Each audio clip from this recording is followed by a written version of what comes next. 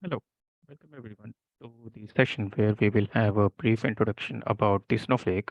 So as we all know that Snowflake is a offering which is by the company Snowflake itself, and in this um, we will understand that it is actually a software as a solution that is provided to us. The advantage of having something software as a solution is that we do not have to worry about how different layers are taken care of, how the data is being saved, how it is being managed, how it is being um, replicated, and all these things we do not have to care about.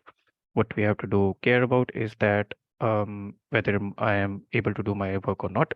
So being a data warehouse expert or a data mart expert or a database developer, what we have to care about is that whether our credentials are working fine and we are able to create the tables and all this stuff. We do not have to worry about where the servers are, whether the Snowflake is up to date or not, and all these issues are out of the window.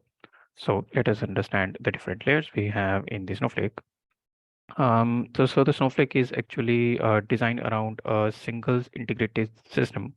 So all the data which is available in this data warehouse, which is a cloud offering, by the way, is stored in the single place. So the advantage of storing every data in a single place is that so that every person will have a single copy of the data. So even if multiple users are working on it, he can be a data scientist, he can be a DBA or a database developer, all will access this data which is stored in a single place so that everyone will have the same output. So the copy will not be the data will not be copied to multiple places, and everyone will have the access to the same data. So once we have the data stored from multiple places, so as we can see that we can have data coming from the can be a structured data, can be unstructured data, can be coming from your database, can be a data pipeline or streams of data. So all the data, structured, unstructured, or semi-structured data can be stored in a single place. So that once you have all the data available in one place, then all the different teams can work on it, right?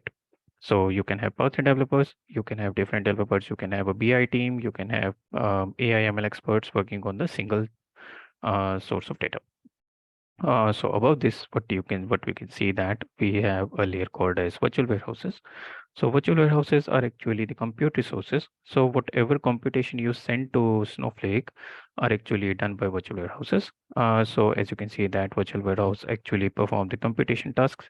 So whatever query, whatever join, whatever AIML query or all these arithmetic operation which you want to perform in your tables are actually handled by the virtual warehouses. These are very easily scalable, and based on the need, we can increase the size of your virtual warehouse or you can decrease the size of your virtual warehouse based on the load.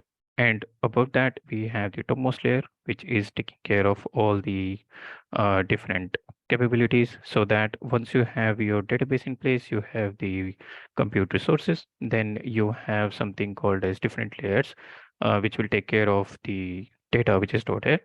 So we have authentication access control, which will take care of whether the correct person is logging into your data warehouse, that is Snowflake.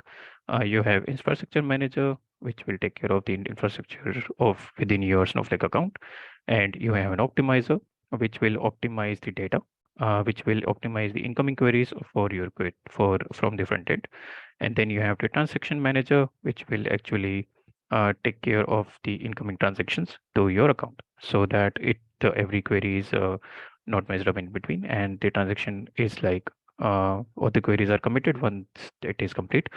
And the security purposes, security is also very important because we have multiple users. So the person whosoever is working should have the appropriate login rights and security. And then we have the metadata management also there, so that we can do multiple things with that. So because metadata is there, so Snowflake will manage everything very nicely.